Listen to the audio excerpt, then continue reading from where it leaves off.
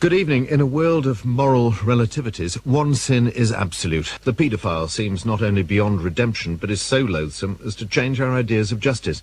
He, uniquely, is a criminal not only for what he does, but for what he thinks, or to be more accurate, what he looks at. The rock guitarist Pete Townsend is only the latest celebrity to be ensnared by a huge operation rounding up those who looked at pictures on an American child pornography website. He says he was doing it for research. Nearly 7,500 other Britons, including 50 policemen, may have other explanations to save them from the penalty for this crime, up to 5 years in jail. Supporters of this interpretation of the law say it identifies and stops perverts getting their hands on real children, that destroying the demand for such material will stop the exploitation of children to create it. But there are voices saying this crosses a legal and moral Rubicon, punishing people not for active offences, but for what they think and want to see. We don't lock up people just because we dislike or disapprove of them, so what should constitute a crime to be punished? The Moral Maze, live tonight. Our panel, Professor Ian Hargreaves, journalist, academic and corporate spokesman, Professor Stephen Rose, the biologist from the Open University, Claire Fox from the Institute of Ideas, and Michael Gove of The Times. Michael, do you consider paedophilia to be a uniquely dreadful crime? Yes, because I'm inclined to think that the protection of the innocent is the keystone of our moral architecture. And I think in the specific case that you refer to, Michael, the paying to view child pornography places you inevitably in the same moral category as those in a past civilization who thought it was diverting to watch slaves torn apart by lions. In both cases, you're getting your kicks from the infliction of pain on innocents, and your money makes you an accessory to grievous assaults. Both seem to me to be evidence of immorality. Claire Fox? I think there's an atmosphere of fear and paranoia that means that we're not quite sure what paedophilia is. Even the law seems confused. It's no longer a sexual predator doing something physical, but actually what somebody might be thinking when they're viewing an image. And I do think there's a difference between doing and looking, and we should be wary of this attack on thought crime. But more worrying for me is the kind of blurring of distinctions. Adults and children don't know how to behave with each other anymore. Teachers are frightened that they'll be accused of paedophilia, and we've got no sense of proportion, so that we treat the fumblings with a 15-year-old as the same as the gross of abuse of a 3-year-old, and we're frightened to say it. Ian Hargreaves? Well, it's easy to agree that sexual abuse of children and the porn industry which surrounds it is despicable. But I don't like at all the growing and self-serving hysteria whipped up about this by newspapers and, I have to say, the police. And I certainly remain to be persuaded that looking at something on the internet is more wicked than looking at it in a book or a magazine. Stephen Rose? Yes, well, I agree with Claire and Ian that we need a sense of proportion about this. It's important to remember that most child abuse actually occurs within the family, not from outside.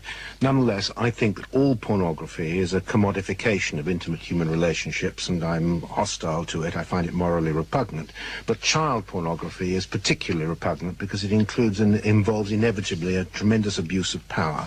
I don't know whether it encourages, that is, viewing pornography encourages the acts themselves, but it certainly contributes to the moral coarseness of society, and I'm opposed to it. Panel, thanks very much indeed. Our first witness is Dee Warner, who's one of the founders of an organisation called Mothers Against Murder and Aggression, an organisation set up about a decade ago now after the death of James Bulger, the murder of James Bulger. She's on the line from North Wales, and now... Dee Warner, you feel very strongly about paedophilia. Do you regard it as a uniquely awful thing, that we oughtn't really to split too many legal hairs in order to deal with it? Yes, I do. I mean, it's abusing the most vulnerable members of our society, those ones that we should all be doing our utmost to protect, and we're not protecting them. And of course it's not the same looking at it as he's actually doing it, but by looking at it, you know, I'm actually sick of the argument that attempts to justify that looking at child pornography shouldn't result in a custodial sentence, because it's all part of the supply and demand chain. If people don't want to look at those photographs, then the children wouldn't be subjected to doing the things that they have to do on the internet. But, you know, looking at a picture on a screen, worth up to 5 years in jail? Yes, because only when we give people a tough sentence will we be made to realise that this is a very serious issue.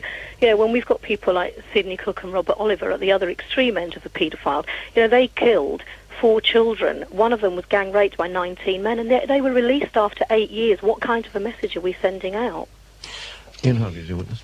Are you comfortable with the actions of the police and the press in releasing selectively names from this group of people? Absolutely not. What's wrong with that? Because why give out names of people who are celebrities when they're not giving out names of people? We've got hundreds of paedophiles living amongst us. None of us are allowed to know who they are and where they're living, or whether they're living next door to our children, because we're not allowed to have a sex offenders register. We're supposed to be living in a society where we are innocent till proved guilty, and because, I mean, what they're doing is wrong, and if they are guilty, then they should be put away. But let's make sure they're guilty before we put them, put their names in the public. I don't believe that what the police are doing is right. It's absolutely wrong. Do you think, though, that honourable though your motivation for your views is, that the atmosphere that surrounds them might be in part to blame for the police and the press behaving in this way? No, I don't believe that at all. I think the everyday man in the street knows that paedophilia is so wrong that we shouldn't even need to debate it. A few years ago, a small number of children were savaged by dogs, and I'm not demeaning what happened to them. It's awful, but the Dangerous Dogs Act was brought in force within 10 weeks. We've been working for 10 years to campaign for tougher sentences. We still haven't got a Dangerous Paedophiles Act after 10 years. Your organisation is called Mothers Against Murder and Aggression, yes, I think, isn't it? Yeah. There's clearly a very large amount of aggression and quite a bit of murder about. Do you think that the depiction of images of murder and other types of aggression is also morally blameworthy, and morally blameworthy to those who look at them? Yes, I think it is. I think there's far too much violence, aggression, murder and gratuitous violence on our screens. You can walk down the street and there's pictures of stills of photographs from horrible violent films which children aren't allowed to look at until they're 18 years old, when they go to a cinema when they're 18, but that you can be fronted with it. Nudity, we've got adverts showing women wearing a bra, push this button on the bra to hear it make a noise. Everything surrounding us is sex and violence, and of course it must have an effect on people. So what action would you advocate should be taken against the purveyors and consumers of images of violence and murder? I don't know. I'm just an ordinary mum who set up a group because I am sick of the society that we live in, and all I know is that the trouble is, with the biggest problem with the judiciary system in this country is he's headed up by woolly-minded judges who believe that no matter what people do, you should be given a second chance. But you have accepted quite an important caveat in the sense that you recognise that proper judicial process needs to be followed. We need judges to help us do that, don't we? We do, but we need judges that don't want paedophiles let out. When Sidney Cook was released from prison, we were told by the Home Secretary that only paedophiles who commit the most serious offences will be locked up for life. Jason Swift was gang raped by 19 men and dumped in a ditch. How appalling does it have to get? I can give you a list. Can I just interrupt you a second, Dee? Because the point that Ian was getting to there is this point about the difference between looking and doing. You say looking at child pornography is something people should be sent to jail for, but looking at, you don't like violent images and images of nudity, but looking at that presumably is okay. We're trying to look at the distinction between it's not looking okay, and but doing. people are adults, and if people want to look at what adults do, fine, but let's not look at what children are forced to do by the power of someone who's older than them, who should know better than them. Children are subjected to all sorts of horrors day in and day out, not just on the internet. It takes seconds for someone to gain the confidence of a child. Children are vulnerable, and how dare we take that vulnerability and, if we don't murder that child, we murder their childhood with the abuse that happens to them. I understand. Dee Warner, thank you very much. Thank you very much. Our next witness is Matthew Parris, the columnist, former MP, of course. Matthew, feelings do run very high about paedophiles. To what extent do you think that makes it difficult to make morally valid judgments about what is a crime as opposed to what is what may be an unhealthy and unattractive interest? Oh, it must, but I don't entirely decry the link between feelings of public alarm and moral indignation and the changes to the law that may go with them. Many great necessary legal reforms have been impelled by waves of public moral indignation. But when we're in the middle of one of those waves, I think we need to look very carefully at what it is that we're doing and ask whether we have got things in perspective. Do you personally think that to some extent we might have crossed some important dividing line in Yes. the way we deal with, we're talking about child pornography, and Yes. not about the act of paedophilia, but pornography itself. Do you think we've crossed some very sensitive and important line here? Yes, I do.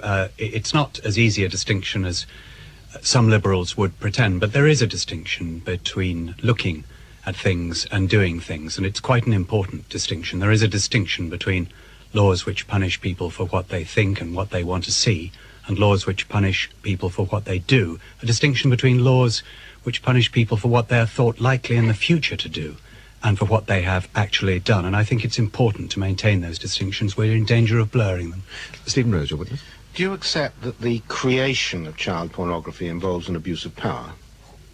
Well, you can these days apparently create child pornography using computer graphics. You can generate it without involving any child at all.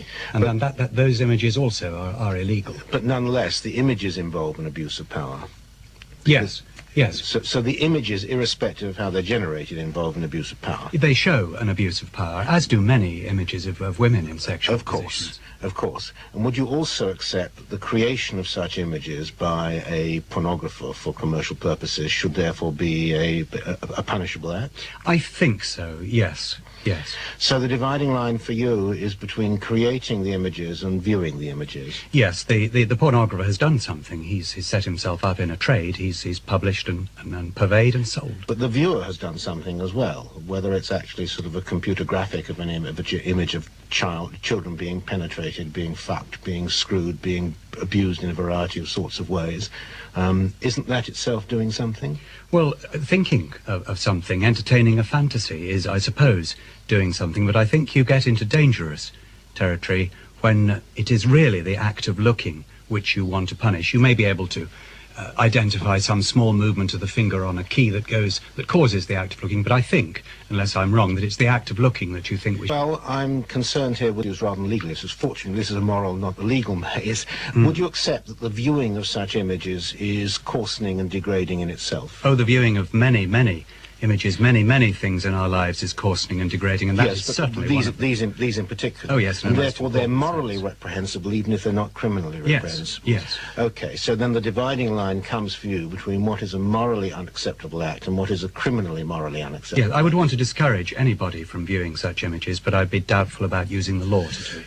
Okay. Michael Gove. Those who create these images do so primarily in order to make money, don't they? I suppose so, yes. And in order to make money, they have to be paid by those who access these images by whatever means, electronically or otherwise. Yes.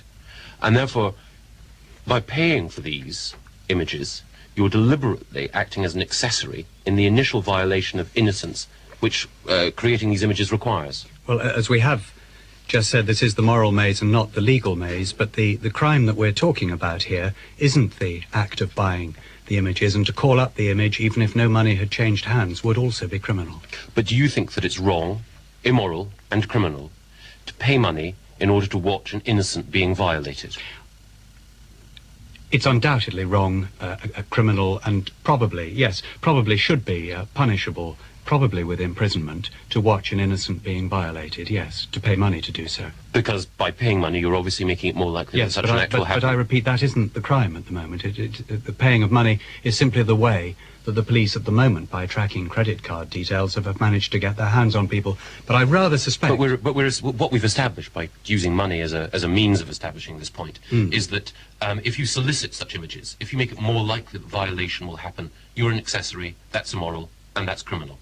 How do you mean if you solicit such images? If you make it more likely that such images are produced, whether it's by money or any other means, you're therefore an accessory to that crime. Well, I suppose if you look at anything, you make it more likely that more such material may be provided to look at. But I think handing over one money is is in a merely one of difficult... a number of ways in which you might actively solicit and ensure that such acts happen. Yes, you might just pull a book down from a shelf and open a page. But there's a distinction between a random act like that, an act of It's curiosity, not a and a random deliberate act. and willful act, No, I don't. which passing on money might be. No. Or as is the case in many of these websites, the specific exchange of images. Some of the individuals who wish to view harder images exchange images in order to see them. So that instead of a cash economy, we have a barter economy in pornography. Some of the people involved in some of these things may do all sorts of things that we would want to criminalise and punish. But I'm talking about the general crime, which casts its net much more widely. And that net does catch people who effectively just want to look, and that's what I'm uncomfortable about. But most of those who have been prosecuted, if we're talking about specific examples, are those who are known to have visited a website which required them to give credit card details. In other words, they were paying deliberately. Because that's the only way we can find them at the moment. But I don't like crimes which leave it to the police to decide which people are going to be prosecuted and which aren't. I'd like a clearer net. Claire Fox? There's been much talk about the coarsening impact of looking at these pornographic images, but I wondered what you felt about the impact on society that we have at the moment, where we view each other, each action as potentially, that we're all potential paedophiles, that, you know, any adult-child relationships is viewed with suspicion. Do you think that's having a coarsening impact or a damaging impact on society? It's having a horrible impact on society. I feel it myself as a single man. I used to smile at children and talk to children in the street. I'm very, very doubtful about doing that now. But some people would argue that it's better safe than sorry. The kind of first witness was, well, children are so precious that it doesn't matter. It's better to have that climate of fear if you can protect children. How do you respond to that? Well, I would say that argument, taken to its logical conclusion, would cause all of us simply to stay at home and never let children out. Ian Huggins? Matthew, you spent your life working in politics and the media. How comfortable are you with the role that the media and the police are playing in the public atmosphere that we're now living in about all of this? Very uncomfortable. Why? I particularly, and this your last witness talked about, and I think even she agreed about this, the idea that the police are selectively turning over salacious details to newspapers before the person has even been prosecuted, in cases where the person might never have been prosecuted, is obviously an outrage. I don't suppose anyone would disagree with that, but I bet nothing will be done about it. Point to the fact that they've mentioned that I think 7% of the people identified in this particular swoop or exercise are themselves police officers. What do you make of that? Well, it's not altogether surprising. I think you do tend to find, both in the legal profession and in the police, and in those people who set themselves as experts on any subject, that a particular interest in something is sometimes, not in most cases, but just occasionally, associated with an interest of a different kind. Did you feel, I mean, you've raised this issue rather publicly, given the strength of feeling there is about paedophiles, and by extension about child pornography, did you feel somewhat hesitant about Yes, absolutely, especially if one is a single man, in my case a gay man. You know that there will be a percentage of your readers who'll say, he's actually in favour of this, he's trying to apologise for it, he's trying to justify it. You know that some people will say that, and of course as a columnist one gets a few obscene letters saying so, but one mustn't be deterred by that. I suppose that there might be a lot of people who would say it is a common sense view that while we talk about child pornography in this rather disembodied sort of way, that if you actually looked at some of this material, you know, it is of such a revolting nature and such an abusive nature that it does in some way transcend the comparisons that you've made about, you know, bondage, pictures of adult women in bondage situations or whatever it might be, that it is in some way unique and therefore needs to be dealt with uniquely harshly. I would have thought at the most serious end of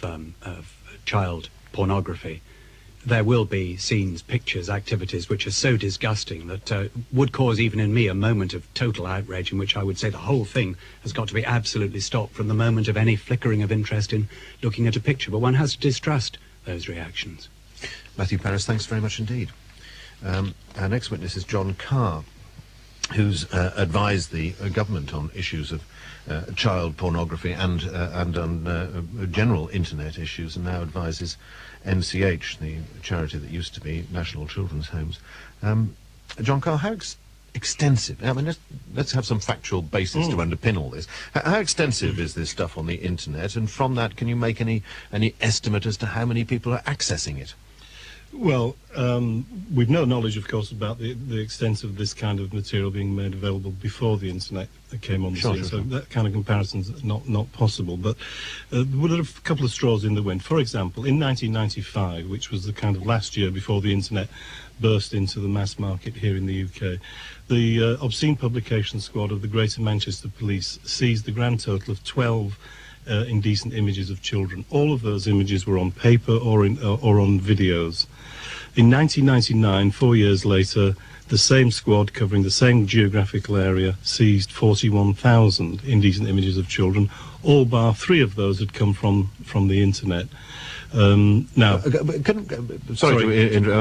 that gives us a picture. Yeah. Well, what are we actually talking about here? I mean, without being too revoltingly explicit, or maybe some of it is fairly mild. But what are we actually talking about when we use the glib phrase child pornography? Yeah, some people object to using the term child pornography because the word pornography implies some connection with, say, Playboy or Hustler or something of that kind, and they have images of children of a dubious age, maybe 14, maybe 15, on the verge of being able to give legal consent.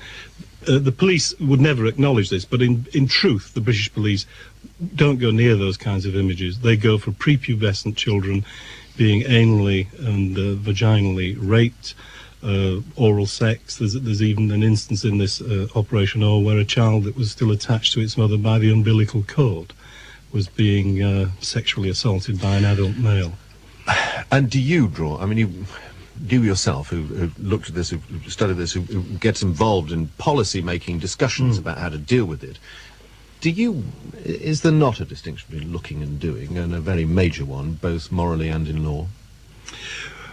If we deal with the law first, the crime is not committed by looking. It's not. You could be sitting on a bus and somebody could pull them out sitting next to you, and you look at them. You've not committed a crime.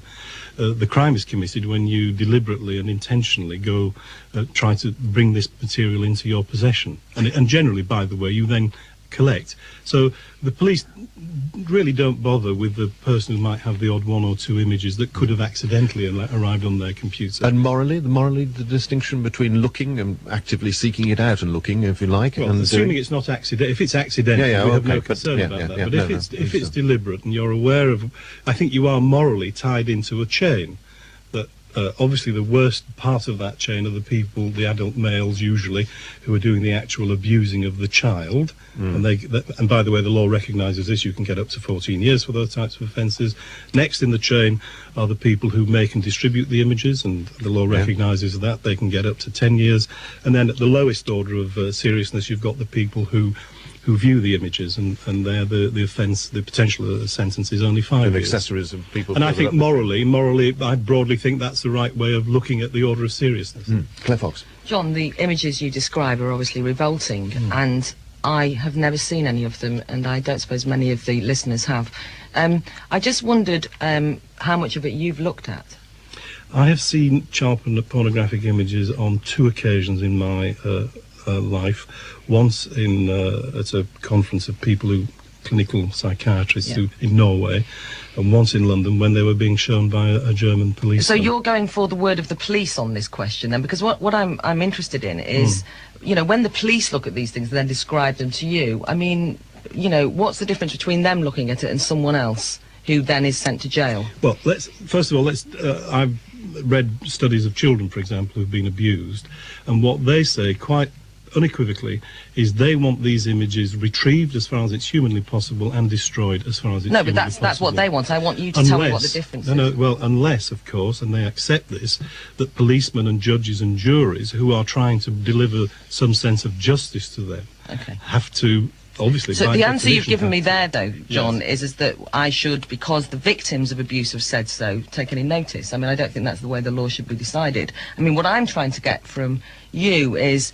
Actually, is there a how am I to know the distinction between the police who seem to look at this an awful lot, not you, but they tell you about it, and people who are sent to jail for looking at it? How would I know the different motives Based on the fact that now viewing rather than doing has been made a distinction.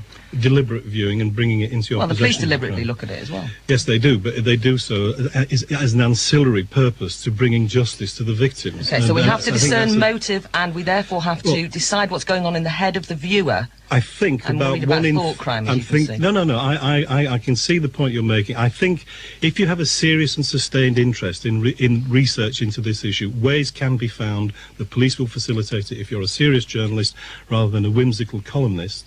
I think there is a difference between research, properly called, and a desire simply to have a look so you can take a view on it. Ian Harvey? John, you're an acknowledged expert on the internet. Thank you. Do you think that there is some reason why the consumption of child pornography on the internet should be treated differently in law from any other form of publication of child pornography? Is there a difference? In principle, no. Is the law making a difference in your view? I don't think so. I think the law broadly, the act of possession, whether it's online or offline, it amounts to the same thing. Is it in your ownership and control?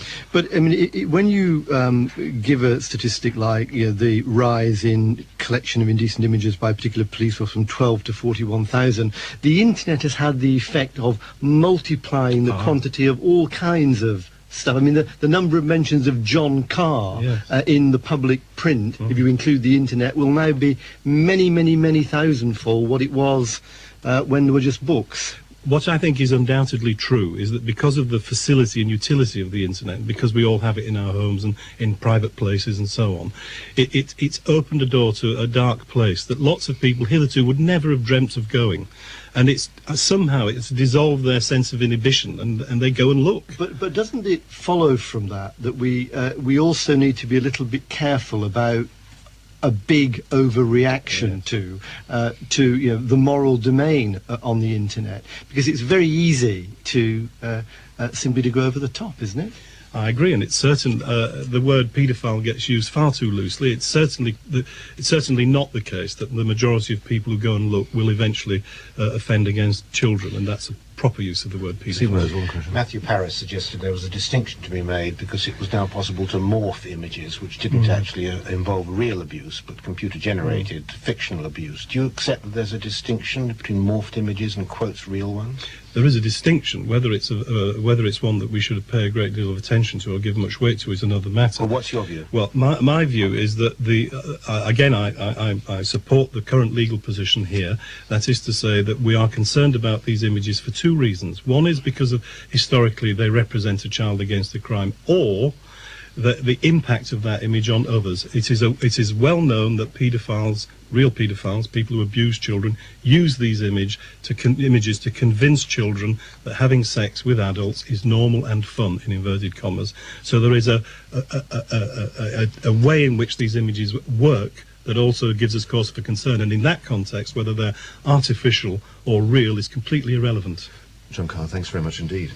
Our last witness is Donald Findlater, who's a manager of the Wolvercote Centre, which was a clinic treating paedophiles, but closed last year and continues as a peripatetic service. Mr. Findlater, is it possible to separate looking from doing, do you think? I think there's a very clear distinction between looking and doing. The problem, though, we have is that from all the research we know, which is adequate from America but not from this country, fully 1/3 of those who are looking are also at the same time doing, and probably a fair proportion of the rest, if they keep looking, will end up doing. There will be a minority, I guess, who will look, will be appropriately revolted and will realise the inappropriateness of that behaviour and will stop looking. But there's a distinction, but as a child protection charity that I work for, we have to be concerned about those who choose to look and their growing risk to children from that activity. That sounds a powerful argument for criminalising people who do use child pornography, but nonetheless, do you think, looking at it from the other side, do you think the criminalising of people just looking is part of a wider pattern of naming and shaming, public identification, humiliation, even ruin of people just suspected of this sort of thing. From your perspective, does that help? I think we have a fundamental problem in our criminal justice and child protection systems in terms of how we respond to this list or to other people who we'll come to know about who are involved in this material and this behaviour. I think there is a different response, a treatment response, a harm reduction response, a prevention response that we need. I'm not particularly appetised by the current way our criminal justice system deals with this behaviour and doesn't distinguish between the different levels of exposure to the material and the different motivations of the different users. I understand. Michael Gove. Mr. Findlater, we've heard during the course of this evening that computer technology allows individuals to create artificial images, computer-generated images of child pornography, which involve no actual act taking place involving real-life human beings, as it were. What's your response to those who choose to look at those images? We know from working with men who commit contact sexual crimes against children that sexual arousal to children or to images of children is what motivates them and perpetuates their behaviour and their offending, their assaulting of children. So to them, whether this is a real child or whether this is a morphed image of a child is an irrelevance. It helps them to imagine, it helps them to fantasise, it supports their masturbation practices, and it increases the likelihood they're going to act out those behaviours with a flesh and blood child within their families, in their neighbourhoods or within their jobs. We often hear arguments when applied to those who are sexually attracted to adults that pornography can act as a safety valve, that those individuals who might be tempted to force their attentions on other individuals can release their sexual urges and find a level of satisfaction by using pornography. Is there ever a case for considering that these morphed images might be a way of allowing paedophiles to find a level of release which ensures that they do not actually inflict their desires on live innocents? I see the point, but I think, and in the immediacy of the experience of arousal and masturbation and ejaculation, the individual will, following that procedure, be instantly probably no longer immediately aroused. The problem that they've just done, though, and if they repeat that behaviour, is they're increasing their arousal to children, if that's what the image is, whether it's a morphed image or it's not. And therefore, in the passage of time, months or years later, my fear is that that person's risk to children will be greatly enhanced by that activity, and therefore a child or children will suffer at their hands. And I think we need them to be clear that children are not for sexual purposes, that children are children, and that adult consenting sexual behaviour of some kind is what they should be aspiring to. Claire? Can I just clarify an issue? Is it the case that you think that if there was no paedophile porn, that there would be no paedophiles, or that there would be a substantial decrease in the numbers?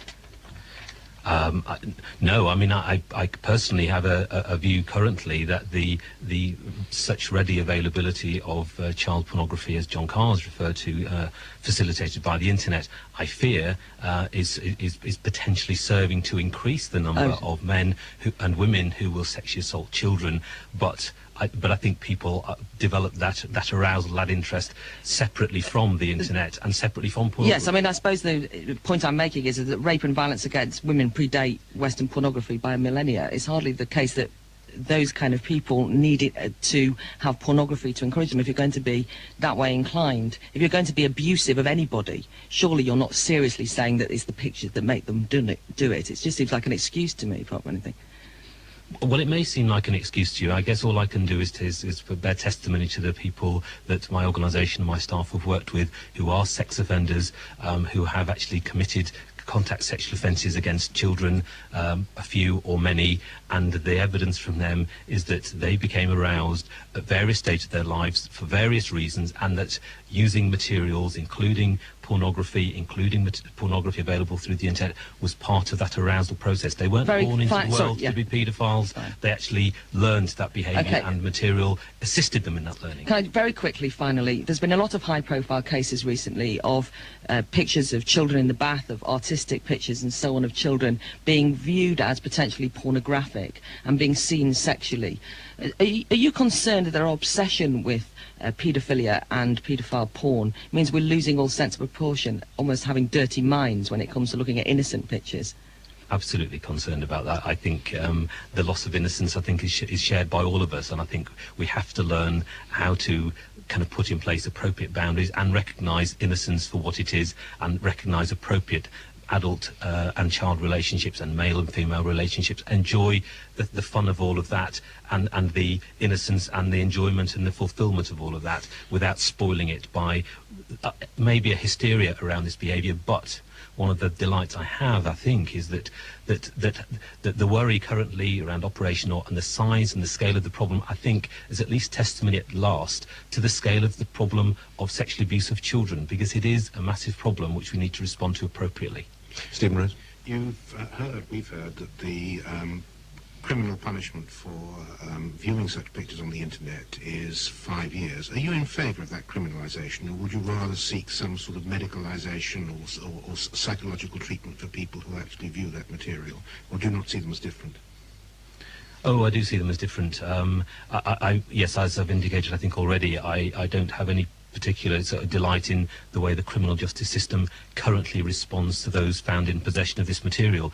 I think we're also not at all sophisticated enough about looking at the motivation of those individuals. Some of those, as I've said, who have looked and maybe looked very briefly. I'm not excusing them for doing that. I think that was a wrong thing for them to have done, but I think they're a far cry from those who are already sexually abusing children and who are simply further indulging that sexual interest by feasting some more on the internet and perpetuating that feasting. And I think therefore our response has to be mediated against what their interest is, what their risk to children might be, and therefore how we can modify that risk and that interest. Can I just get you very briefly, because I'm lost now, about your answer to this question. Are you saying that in your view, since 1995, when the internet started to become a widespread phenomenon, we have got more child abuse in our society? As an expert in this field, is that what you're saying?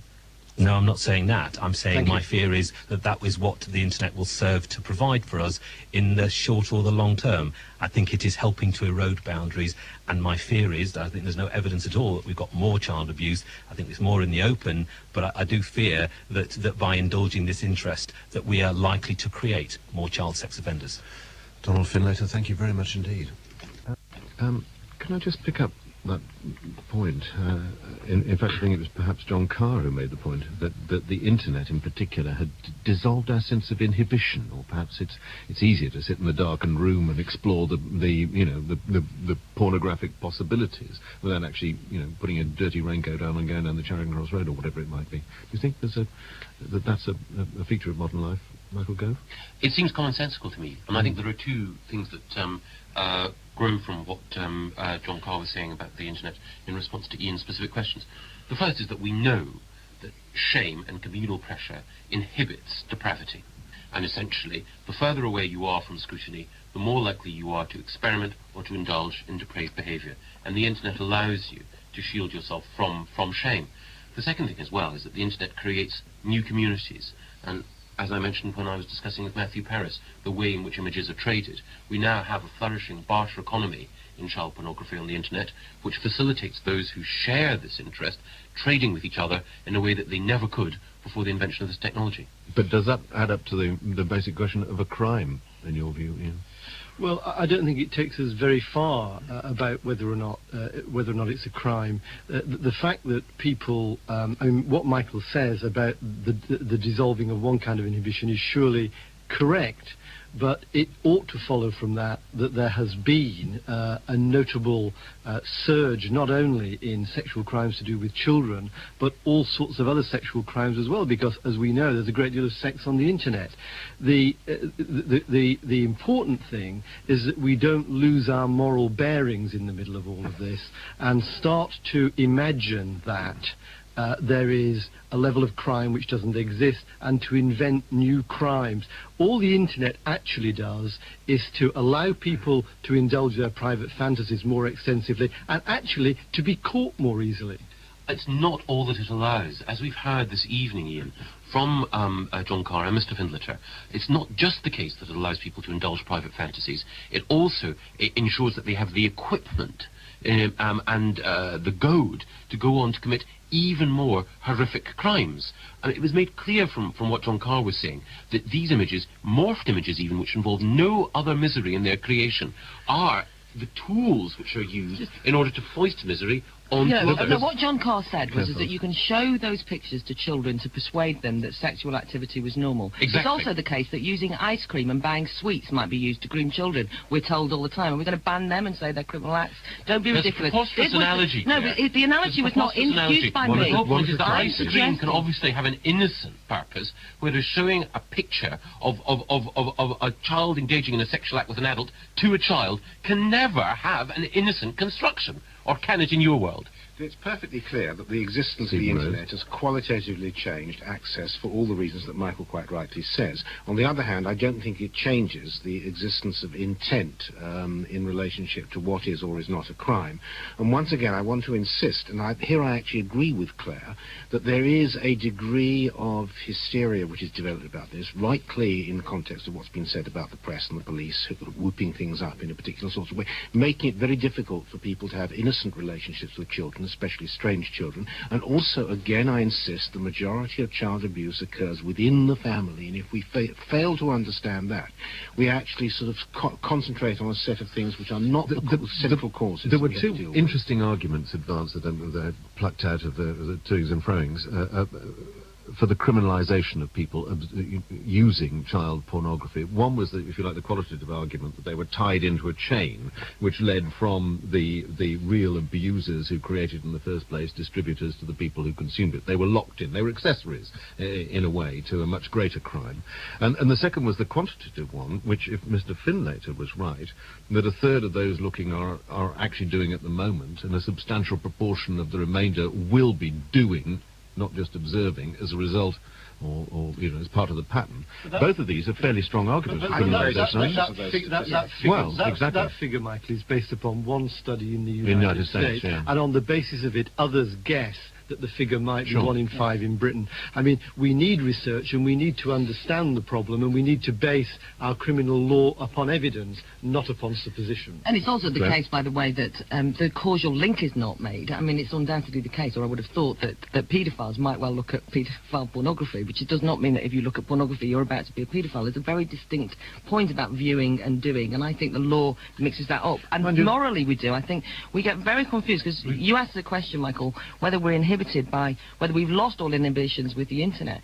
I'm concerned that this climate is making us very inhibited about having a rational discussion about this issue. In fact, you're scared to say certain things because you will be accused of being pro-paedophile. Would you actually agree that at the very minimum, the presence and the viewing of such images is morally coarsening? I do not admire people who do it. I think it is unlikely to be virtuous or good for you. But this is not the same. That's a very no, but it's not. It's mistake. not. But it's. I think sexual fantasy, by the way, is something that I wouldn't want to delve into. I don't want to ask or care about people's sexual fantasies. I think it's different than act. Michael Gove. Absolutely a crime. We've been posited this image of a curious dilettante. Matthew Paris mentioned someone who might just pick up a library book and look at these images. But we know from what John Carr said that this dilettante doesn't exist. The people who look at these images are looking at horrific images repeatedly, and they can only be doing so because they're driven in a way which is deeply immoral and criminal. Thank you. That's it for this week. From our panel, Stephen Rose, Michael Gove, Ian Hargreaves and Claire Fox. And from me, until the same time next week, goodbye. The Moral Maze was chaired by Michael Burke and produced by David Coombs.